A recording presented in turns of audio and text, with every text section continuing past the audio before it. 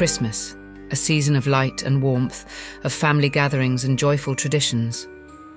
For centuries, we've celebrated it with gifts under the tree, festive meals, and the glow of candles pushing back the winter darkness. Yet, hidden beneath this holiday's cheerful facade lies a story far older than the birth of Christ, one filled with powerful ancient rituals, strange symbols, and a mysterious darkness that still lingers in the air.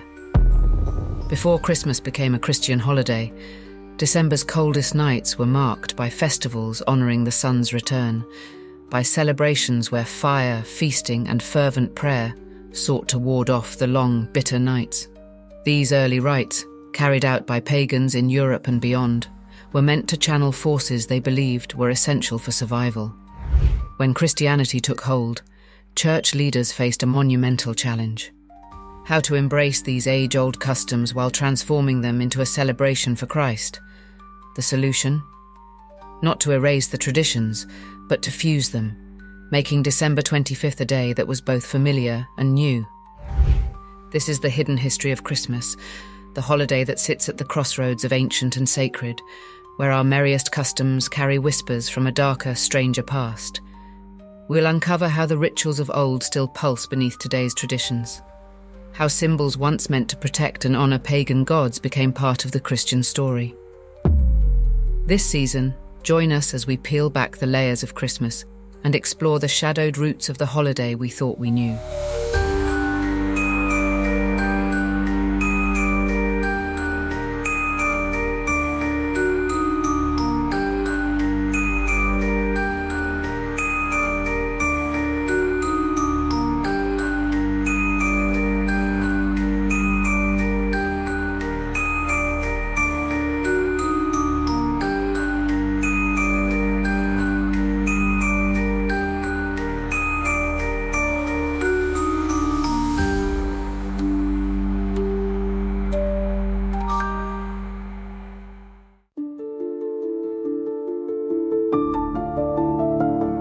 In its earliest days, Christianity was a fledgling faith, a movement born in the shadow of the Roman Empire. For nearly 3 centuries, Christians worshipped in secrecy, their beliefs kept hidden from a world where pagan gods held sway. Followers gathered in private homes, in catacombs, whispering prayers of devotion to a saviour whose teachings promised salvation. But in a world ruled by Roman law, Christianity was seen as a threat, a challenge to the gods and traditions that had anchored society for centuries. Everything changed in the 4th century. The Roman Emperor Constantine, drawn by a vision before a decisive battle, converted to Christianity, declaring it the empire's favoured faith. This act turned the Christian church from an underground movement into a powerful institution, one that would soon shape the course of history.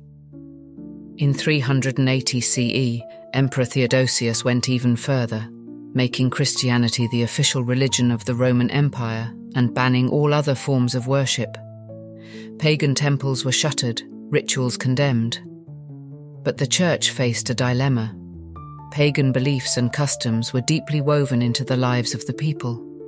To erase them would be nearly impossible.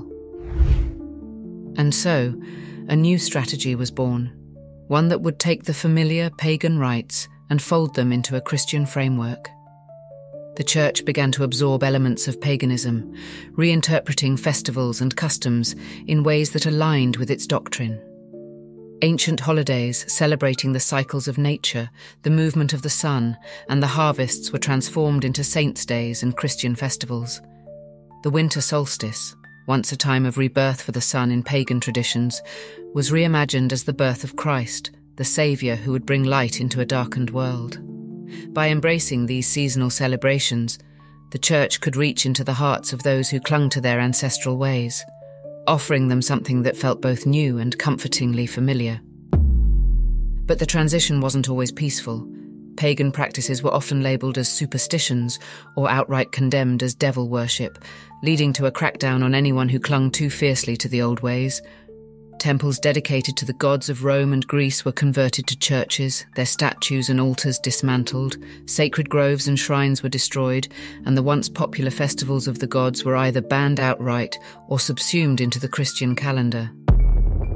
What had once been a celebration of the natural world and its cycles became acts of worship for a single God, reshaped to fit the doctrines of the Church. This was more than just a conversion of faith. It was a transformation of culture itself. The Church was creating a unified religious identity, one that could stand against the fragmented beliefs of the past.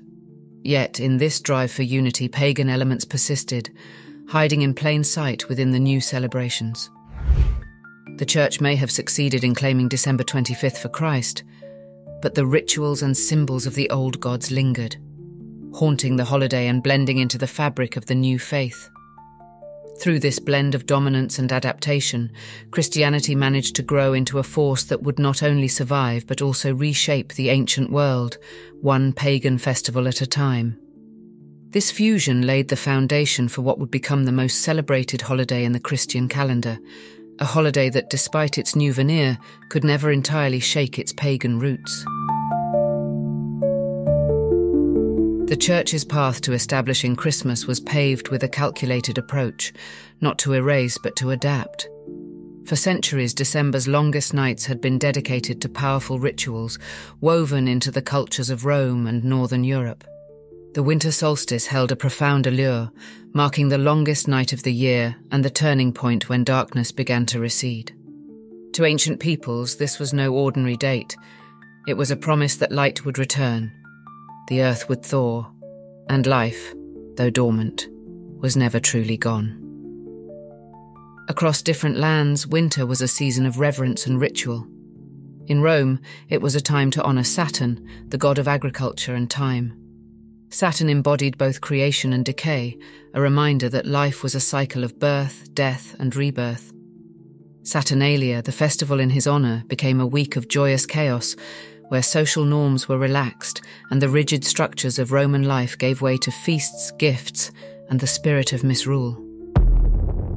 Saturn's influence reached beyond agriculture, representing survival and resilience, a message particularly meaningful in winter's depths. Further north, the Germanic and Norse tribes approached winter with a different intensity. For them, survival was harsher, and the forces of the season were regarded with both awe and fear. People believed spirits, ancestors, and gods roamed freely during the winter darkness. Honouring these forces was essential to ask for protection and mercy through the bleakest nights, invoking the sun's rebirth as both a natural and supernatural event.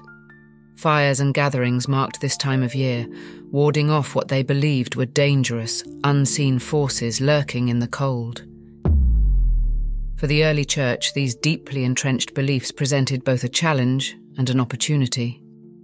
The solstice traditions were an inseparable part of life. Removing them entirely would likely fail. But there was another path. Interestingly, there was no established date for Christ's birth. Early Christian texts make no mention of it, and for centuries, Jesus' birth went unmarked on the calendar. But as Christianity spread, church leaders realized that setting a date for Christ's birth might help unify new followers and offer a Christian alternative to the beloved winter festivities of Saturnalia and Yule. December 25th was chosen, a date close to the solstice, aligning it with rituals already devoted to light, rebirth, and renewal. By setting Christ's birth on December 25th, the Church could transform the solstice into a celebration that mirrored its own message. Jesus would be framed as the true light returning to the world, a saviour whose birth symbolised the rebirth of hope for both this life and the next. The beauty of this choice was its subtlety. Pagans could still gather for feasts and fires, holding on to the mysteries of the season. But now, each element carried a Christian significance, a new layer of meaning that oriented their celebrations toward heaven. Rather than demanding a complete renunciation, the Church offered a reinterpretation, a way to see ancient customs through a Christian lens. In choosing December 25th, the Church created a holiday that resonated across cultures. It became both a celebration of Christ and a continuation of humanity's oldest and most sacred rhythms. The foundation was laid for a season that felt both new and ancient, one that would unite faiths and practices in the heart of winter. In this delicate fusion, Christmas was born, not as a departure from the past, but as a seamless blending. drawing on the power of traditions that had marked the solstice for centuries.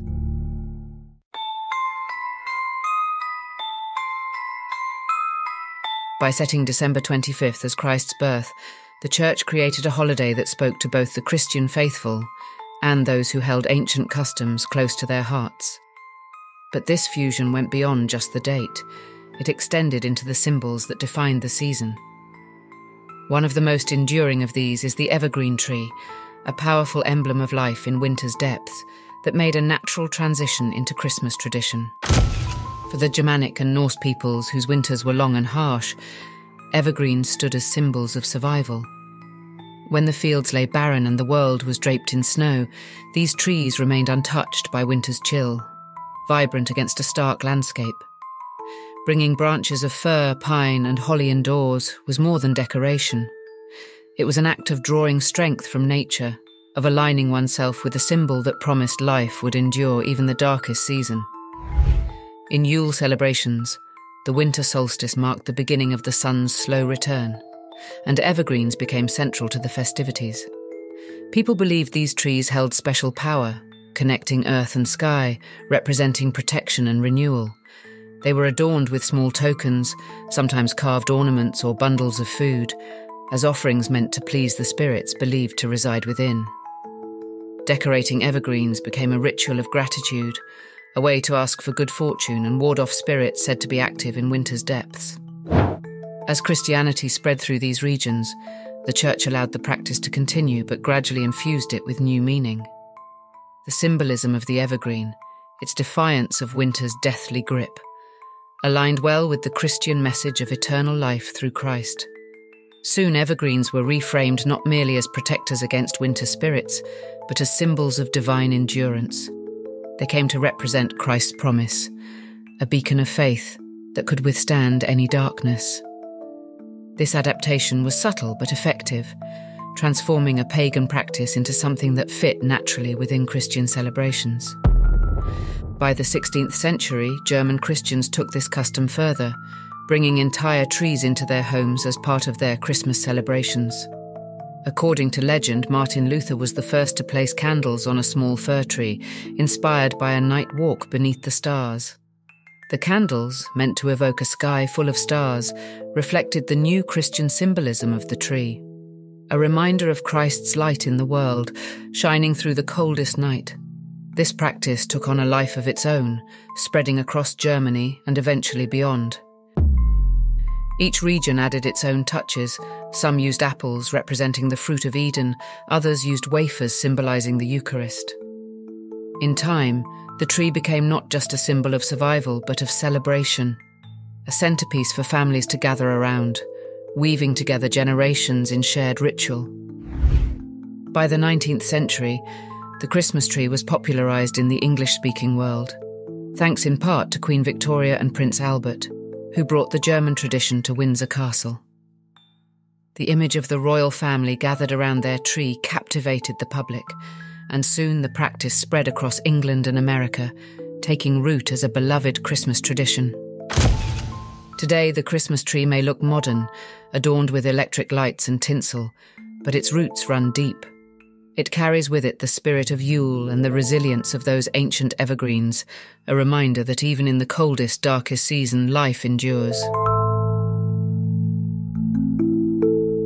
The evergreen tree may be the most recognizable symbol of Christmas, but it is far from the only piece of nature that found its way into winter celebrations.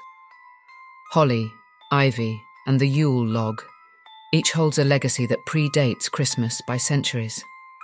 These elements, like the tree itself, served as powerful symbols in ancient pagan rituals, offering protection and a sense of continuity in the heart of winter.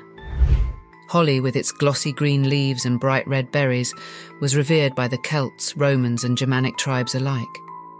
The sharp, thorn-like leaves and vivid berries made holly seem almost otherworldly, a plant that thrived in the depths of winter. For many ancient cultures, holly was believed to ward off evil spirits. Its prickly leaves were seen as a barrier against malevolent forces, and the berries, a shock of red against the winter landscape, were thought to provide spiritual protection and even luck. In Celtic tradition, holly was linked to the Holly King, a deity who ruled the dark half of the year, battling the Oak King, who represented summer. Holly was often placed around doorways and windows, forming a natural shield between the home and whatever dangers winter nights might bring. Ivy, often paired with holly in modern wreaths and garlands, carried its own mystical associations. Unlike holly, ivy was a plant that clung, wrapping itself tightly around trees and walls, enduring through the coldest days. Ancient peoples saw ivy's resilience as a symbol of fidelity, friendship, and faith. Its tenacious growth made it a reminder of life's persistence, even in the bleakest season. But ivy's symbolism was double-edged. While it was associated with loyalty and endurance, it was also linked to Bacchus, the Roman god of wine and revelry. In Roman celebrations, ivy was a key symbol during Saturnalia, when societal norms were turned upside down and revelers indulged in feasts and wine. Ivy thus carried with it a sense of life's dualities, faithfulness and wild abandon, resilience and release. The Yule log, however, was perhaps the most ancient and powerful symbol of all. In the cold, unforgiving winters of northern Europe, fire was more than a comfort. It was a lifeline. During the Yule season, families would select a massive log to burn through the longest nights, symbolising the sun's return and the warmth it would bring. This log was no ordinary piece of wood. It was chosen with care, often from an oak or ash tree, which were considered sacred. Families would carve symbols into it, and in some traditions sprinkle it with wine or salt as offerings. Once lit, the Yule log was expected to burn for days. Its flames represented the sun, a promise that warmth and light would soon reclaim the land. Ashes from the burned log were kept as charms, scattered over fields to bring fertility, or placed in homes to protect against lightning and misfortune. As Christianity grew, these plants and practices, holly, ivy, and the Yule log, were not discarded but adapted. The Church allowed their symbolism to shift, gently aligning these sacred items with Christian beliefs. Holly, once a protector against evil, was recast as a symbol of Christ's suffering, its red berries representing the drops of blood from his crown of thorns. Ivy's endurance became an emblem of faith, its clinging vines a metaphor for a soul's connection to God. And the Yule log, with its fire that burned through the night, became a quiet symbol of Christ as the light of the world. These elements soon took on a life of their own in Christmas decor. Holly and ivy were woven into wreaths and garlands, symbols of eternal life and protection that adorned churches and homes. The Yule log tradition continued, particularly in northern Europe, where many families kept the custom alive, gathering around a log to share food and drink, echoing the ancient promise of warmth and survival. In this way, holly, ivy, and the Yule log each became more than just decorations. They are symbols of resilience and light, rooted in ancient beliefs that survived the transition from pagan ritual to Christian holiday.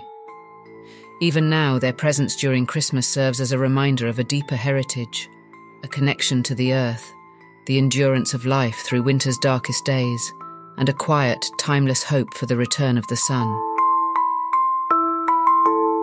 As holly, ivy, and the Yule log became woven into the traditions of winter, another element flickered to life, one that reached back even further into the human spirit: fire.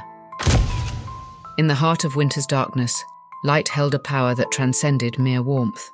It was a symbol of hope, a force to ward off the long nights and invite the sun's return.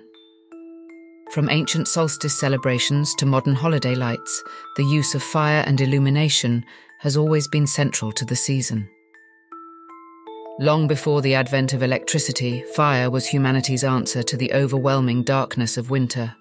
For ancient people, lighting fires on the longest nights of the year was a way to mark the solstice and to celebrate the rebirth of the sun.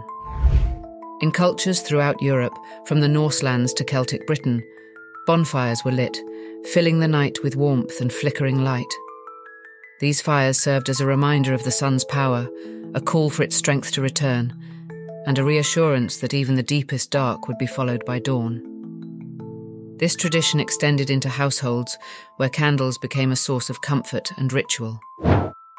In Germanic regions, it was common to light candles throughout the house during the Yule season, each one representing a spark of hope that the winter would eventually yield. These candles were sometimes arranged in circles, symbolizing the cyclical nature of time and the eternal return of the sun. In some traditions, candles were placed in windows to guide spirits or travelers, inviting warmth and light into the cold, silent night. As Christianity grew, the symbol of light was easily incorporated into the story of Christmas. Christ was seen as the light of the world, a saviour whose presence symbolized hope and redemption. Candles took on new meaning, representing divine light and the soul's journey toward faith. By the Middle Ages, it was common for churches to be adorned with candles at Christmas, filling sacred spaces with a glow that seemed almost otherworldly. With the advent of modern technology, the symbolism of light only grew. By the 19th century, the first Christmas trees in Germany were illuminated with small, carefully placed candles, a nod to both the stars in the winter sky and the ancient fires of Yule. These candle-lit trees became a stunning focal point, blending the pagan reverence for fire with the Christian theme of holy light. In time, candles gave way to electric lights, and trees, homes, and entire city streets were adorned in glowing displays, turning winter nights into scenes of shimmering beauty.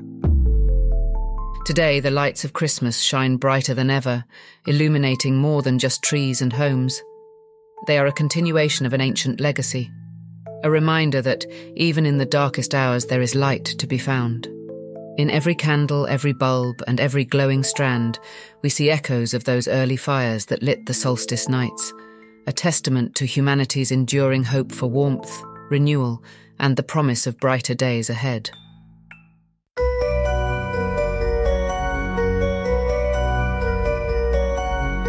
The lights of Christmas may guide us through the darkest nights, but winter's chill also brings with it the presence of mysterious figures who roam the season.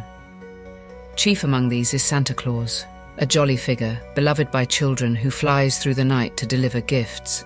Yet Santa's origins are far stranger and more complex than the red-suited image we know today. His roots reach deep into pagan lore, blending Christian saints, folklore, and perhaps most intriguingly, the ancient Norse god Odin. Long before Santa, there was Odin, the all-father of Norse mythology, a figure both revered and feared. Odin was a god of wisdom, war, and death, but he was also a wanderer, a bearded figure cloaked in a wide-brimmed hat or a hood, often disguised as he moved through the world of mortals. During the Yule season, Odin took on a role that bears an eerie resemblance to Santa's midnight journeys. Mounted on his 8-legged horse, Sleipnir, he was said to ride across the winter sky, leading a procession of spectral figures known as the Wild Hunt. This procession was thought to sweep through villages, its ghostly riders bringing omens of fortune or doom. The Norse people believed that during Yule, Odin would fly overhead, watching over humanity.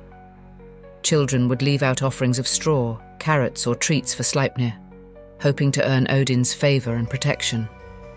In return, he might leave small gifts or blessings, marking a tradition that echoes today in Santa's visits and the treats left for his reindeer. This dual role of rewarding the worthy and punishing the wicked found a home in Santa's evolving legend, a nod to Odin's complex character, both generous and fearsome. With the spread of Christianity, elements of Odin's mythology mingled with stories of Saint Nicholas, a Christian bishop known for his generosity and kindness toward children. Saint Nicholas was born in the 3rd century in what is now modern-day Turkey, and his legendary deeds, rescuing children, delivering secret gifts and performing miracles, soon made him a popular figure across Europe. Stories of St. Nicholas merged with local folklore and his image began to shift, absorbing the traits of figures like Odin and other pagan spirits of the winter season. In many parts of Europe, this fusion gave rise to a figure known as Father Christmas in England and Sinterklaas in the Netherlands. These early depictions were not always the jovial Santa we know today. Rather, they were complex figures, often carrying both gifts and warnings. In some regions, Sinterklaas was accompanied by a helper who would punish misbehaving children, reflecting the duality of reward and punishment that harks back to Odin's presence in winter folklore. By the 19th century, the image of Santa Claus had travelled to America, where his legend continued to evolve. Writers and artists shaped him into the red-suited, merry figure we know today. Yet, even in this modern portrayal, echoes of his ancient origins remain. Santa's annual journey through the night sky, his watchful eye on children's behaviour, and his mysterious arrival and departure all trace back to a history steeped in myth and magic. He is both a bringer of gifts and a figure who wields a subtle authority, a reminder of the ancient gods who once roamed the winter season. Today's Santa Claus may seem a world apart from the Norse All-Father, but the spirit of Odin, the wise, wandering, bearded figure who rides through the winter sky, lingers in every story of Santa's midnight ride. He is a character born of winter's mysteries, bridging the gap between the supernatural and the familiar, a reminder that even our most beloved holiday traditions hold shadows of the ancient past. While Santa Claus embodies the warmth and cheer of the season, he's far from the only winter visitor with a claim on December's longest nights.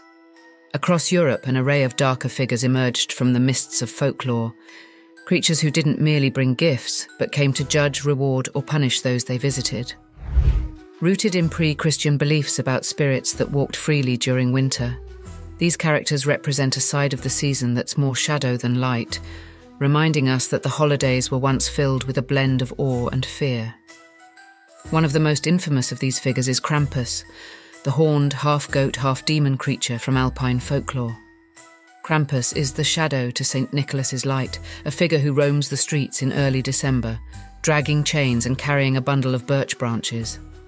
Where St. Nicholas rewards the good children with treats and gifts, Krampus delivers a very different kind of judgment. For those who've misbehaved, Krampus doesn't simply leave coal.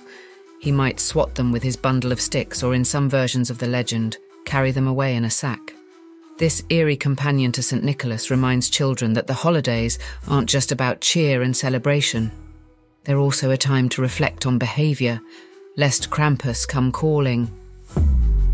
The origins of Krampus stretch back to the pagan traditions of the region, where he was thought to be a holdover from old mountain spirits or demons.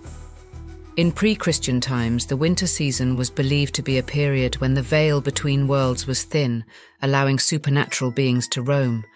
Figures like Krampus may have been inspired by these beliefs, representing the darker forces of nature that needed to be respected, especially during the coldest and darkest time of the year. When Christianity spread across Europe, the Church tolerated Krampus, allowing his terrifying image to serve as a moral counterpoint to St. Nicholas's mercy and kindness. Travel south to Italy, and you'll find another figure with a far gentler yet equally mysterious presence: La Befana. Known as the Christmas witch, La Befana is said to travel on the night before the Epiphany, bringing gifts to children across Italy. Her image is far from the sweet holiday icon of Santa Claus. She's portrayed as an old woman, often slightly haggard, riding a broomstick through the winter skies. Children leave out wine and snacks for her, hoping to please this strange, solitary figure who, like Santa, leaves gifts for the well-behaved and coal for the naughty. According to legend, La Befana's origins lie in a story that touches on the Nativity itself. When the wise men were journeying to visit the newborn Christ, they asked La Befana for directions. She was too busy with her housework to join them, but later regretted her decision. In some versions of the story, she sets out with gifts, hoping to find the Christ child but never succeeds. Yet there is something distinctly pre-Christian about her, a sense that she belongs to an older pagan tradition of benevolent female spirits or goddesses associated with hearth and home. Like Krampus, La Befana straddles the line between folklore and faith, embodying both mystery and morality. Across Europe, other spectral visitors populate the winter season, each with their own role in marking the holiday. In parts of Germany and Austria, a figure called Frau Perchta roams the countryside. Known as both a goddess and a witch, Frau Perchta is said to visit homes during the 12 days of Christmas. Like Krampus, she can be both generous and terrifying. Good children might receive a silver coin, but those who fail to uphold household traditions, particularly in the spinning of wool, an old winter task, are said to face her wrath. She is a being who serves to uphold the customs of winter, a reminder that tradition itself holds a sacred power, especially during the darkest days of the year. These figures, Krampus, La Befana, Frau Perchta, are shadows cast by the light of the season, reminders of an older time when winter's chill was not merely endured but revered. They bring a sense of balance to the celebrations, embodying both reward and punishment, comfort and fear. Each one reflects the ancient understanding that the season was a time of judgment, a period when the supernatural was near, and one's actions throughout the year came back to haunt, or bless, those left waiting in the quiet, fire-lit rooms of winter. Through these figures, we glimpse a past where the spirit of Christmas carried not only generosity and joy, but also an edge of warning, a reminder that the season, like the night itself, held mysteries that were both wondrous and dark.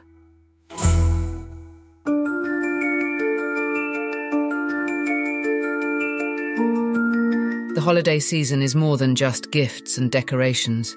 It's a time when tables overflow with food and drink, when families and friends gather to celebrate with feasts that echo back through the centuries. These gatherings, filled with laughter, abundance, and a touch of indulgence, are rooted in winter rites that long predate Christmas. For the ancient peoples who braved the coldest months, feasting during the winter solstice was an act of resilience, a defiant celebration of life amid the harshest season. In ancient Rome, the festival of Saturnalia marked the heart of the winter season, a week-long event honouring Saturn, the god of agriculture and abundance. Beginning around December 17th, Saturnalia was a joyous and unruly time when societal norms were turned upside down. Masters served their servants, gambling was allowed, and all were free to revel without restraint. Feasting was central to Saturnalia, with tables piled high to honour Saturn and to embrace the fleeting freedom of the festival. It was an acknowledgement of both the hardships of winter and the hope of eventual renewal.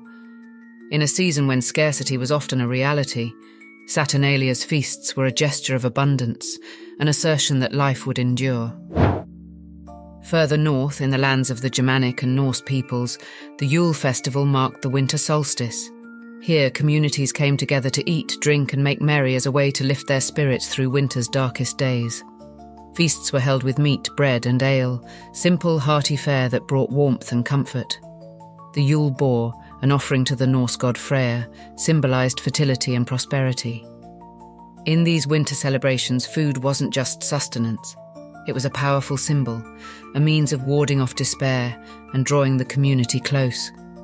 Each bite, each cup of ale shared around the fire was a gesture of solidarity, a vow that they would endure together. The act of gathering around a table to feast became an expression of more than just survival. It was a way to honour the spirits of the season, to thank the gods for their protection, and to embrace each other against the biting chill. In these rituals, the meal itself became sacred, and every toast and laugh was a defiance of the cold outside. When Christianity took hold, the Church saw the power of these feasts, recognising the communal bond they fostered and the hope they provided.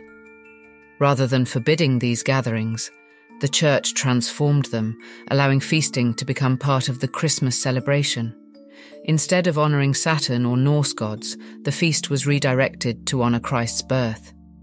Yet the spirit of the solstice feasts lived on, a sense of warmth, community and abundance, of gathering against the cold and celebrating the hope of brighter days to come. Over centuries, these ancient winter feasts morphed into the Christmas feasts we know today. From the banquet halls of medieval Europe to the dining tables of modern homes, Christmas gatherings retained that same spirit of resilience and joy.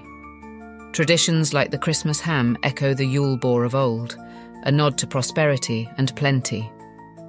Mince pies, plum puddings, roasted meats, and an array of seasonal sweets have become symbols of abundance, carrying forward the message that even in the darkest season there is enough.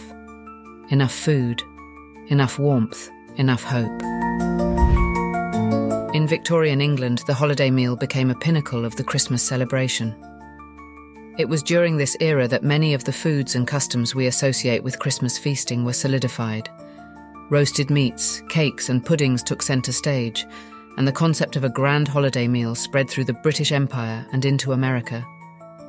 Charles Dickens's A Christmas Carol captured this spirit, with the Cratchit family's humble but joyful Christmas meal. A reminder that feasting isn't about wealth, but about togetherness. A spirit of gratitude and generosity that runs deep.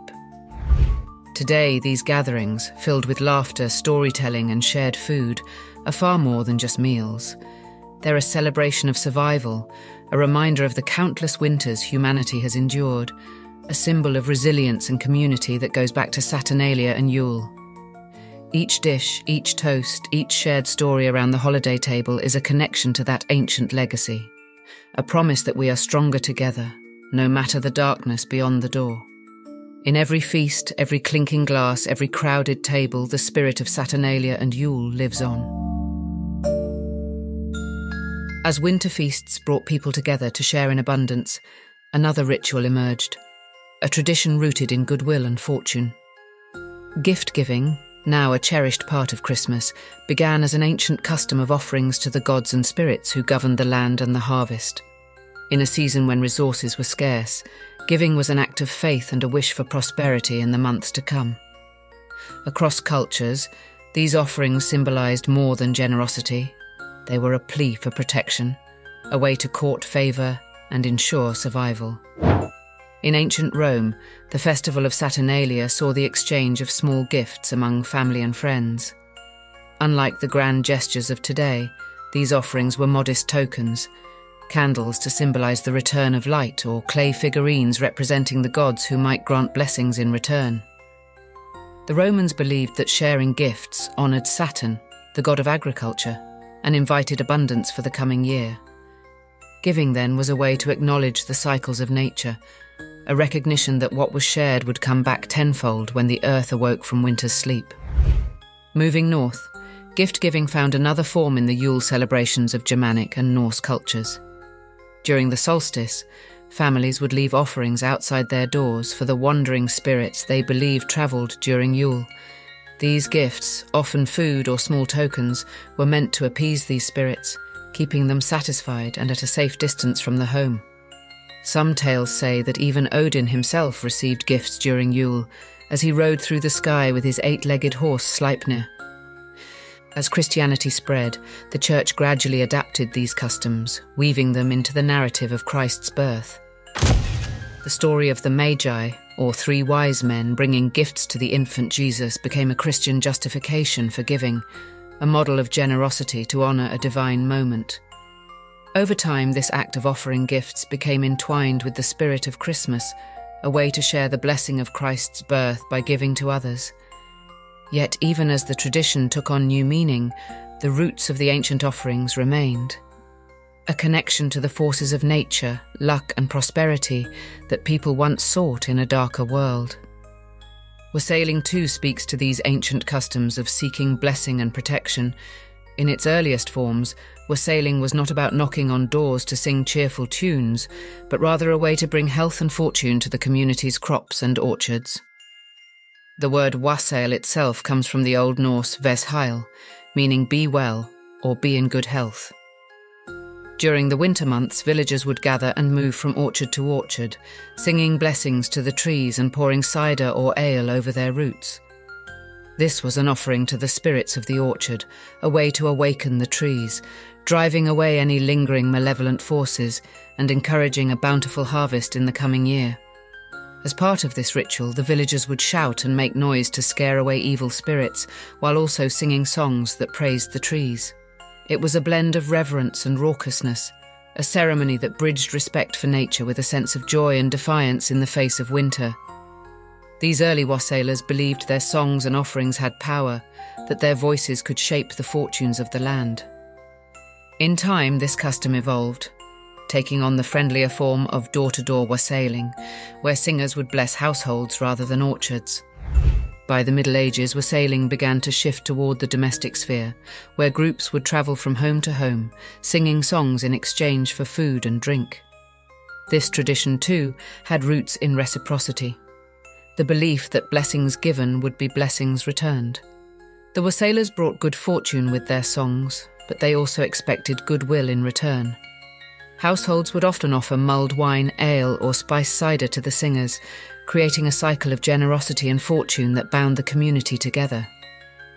This exchange of song for hospitality would later evolve into the Christmas caroling familiar today, but its origins were far more mystical. A practice steeped in the hope that shared blessings could protect against winter's chill. In these traditions, gift-giving and wassailing carry echoes of the oldest winter customs, gestures meant to honour the forces that shaped people's lives. From the offerings left for wandering spirits to the songs that blessed the orchards, these practices served as reminders that kindness and generosity could summon light in the darkest times.